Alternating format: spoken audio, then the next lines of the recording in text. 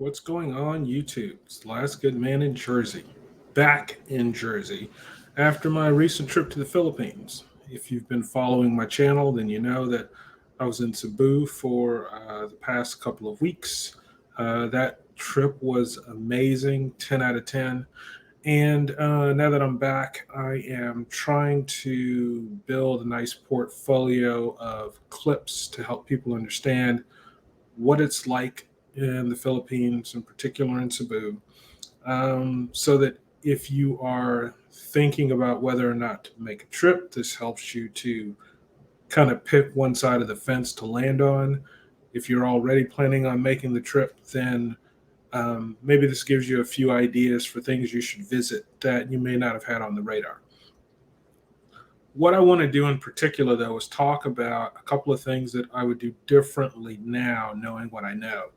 And hopefully, you see this, and if you decide to make the trip, you won't bump your head on a couple of things that I bumped my head on.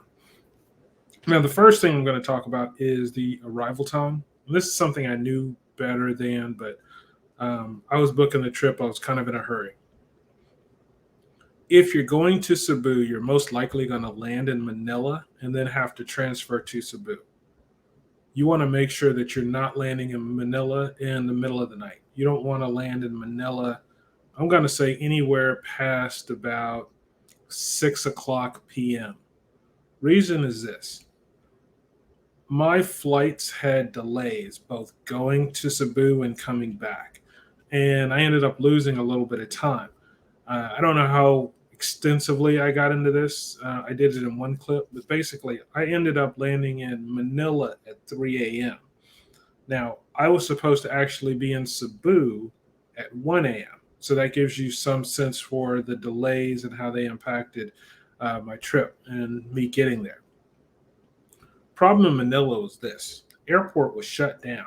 There was no one I could talk to, and then there was no one who was going to be available to talk to for like 6 hours.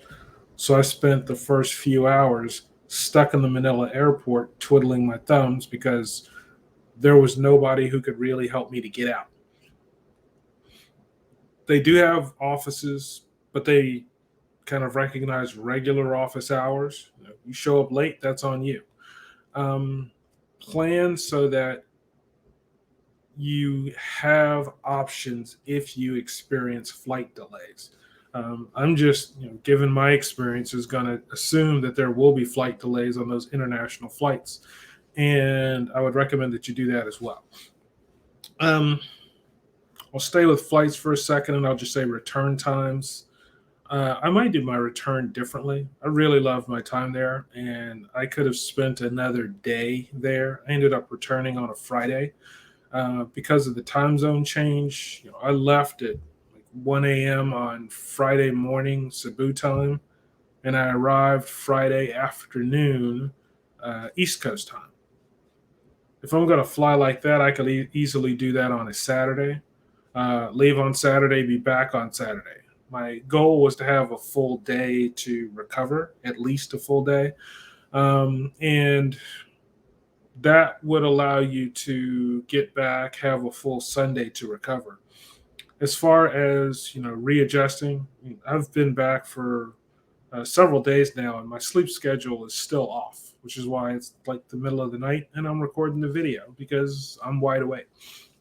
So maximize your time there as much as possible, and just think about the return.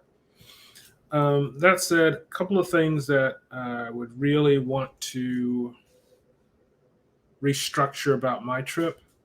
One is that when I was heading over, my original plan was that I was going to land in Cebu, use that as a hub. I was planning to visit Manila. I was also planning to visit Davao. I didn't visit either. Couple of things to consider.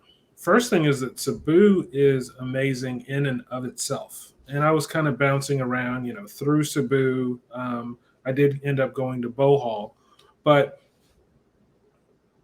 I would plan strictly for Cebu. Now, what that means is there were a couple of days on my schedule that I had planned to be traveling and doing some other things, and I didn't travel. So I made the most of my time in Cebu, but it was unscheduled time, so it was very random. If I had planned to be in Cebu the whole time, I would have probably figured out exactly what I wanted to do with those days, maybe visited a rice terrace or something like that. It was only 2 days and it wasn't terrible. It was actually quite enjoyable, but just from maximizing the number of sites that I could visit, I could have squeezed one or maybe two more sites in, just depending upon how energetic I felt. I will say that you do want to really think about hydration. My first 2 days, I didn't hydrate as well as I should have. That does wear on your energy. You'll find yourself kind of worn down at the end of the day because you're dehydrated a little bit. So hydrating early and often can help you to keep your energy levels up, especially considering that you're going to be spending some time on buses, riding to sites, and things like that. One of the things that I want to talk through is Oslo. Oslo was the highlight of my trip. That was where I did the whale diving. I can't speak highly enough about that. For me, Oslo was great, but Kawasan Falls, which is another site that's very close to Oslo and that I planned to visit when I was there, it was closed. There was no good way for me to know that. Just the sites that I was looking at didn't really get into it. And um, short of having someone just randomly tell me that Kawasan Fall was closed, there was no way that I would have done it. But it was closed. So I ended up going to Oslo, having a fantastic time diving with whale sharks, and then basically coming back. What I didn't know is that there's an island that's a short way off of Oslo and the whale dive. You can actually see the island when you are waiting to do the whale dives.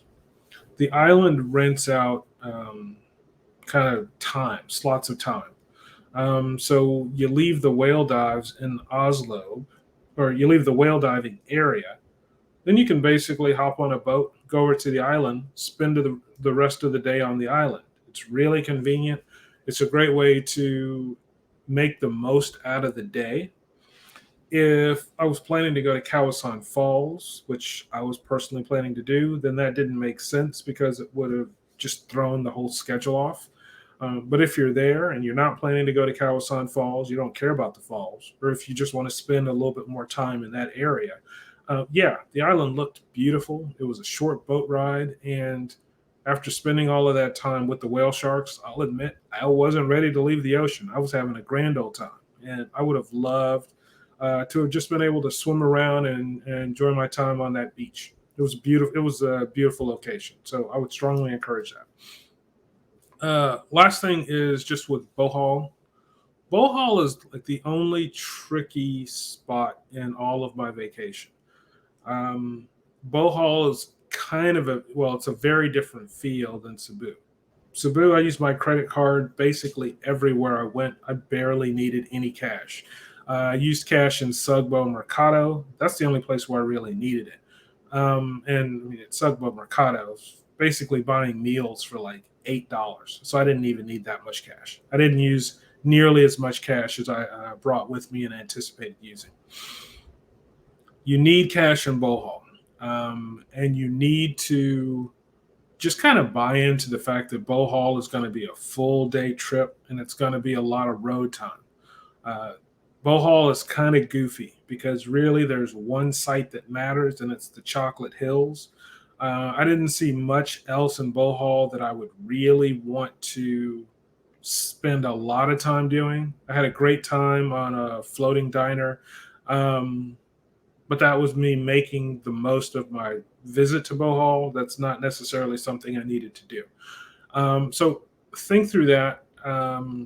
Basically, for Bohol, you need to decide whether seeing the Chocolate Hills is really that important to you or not.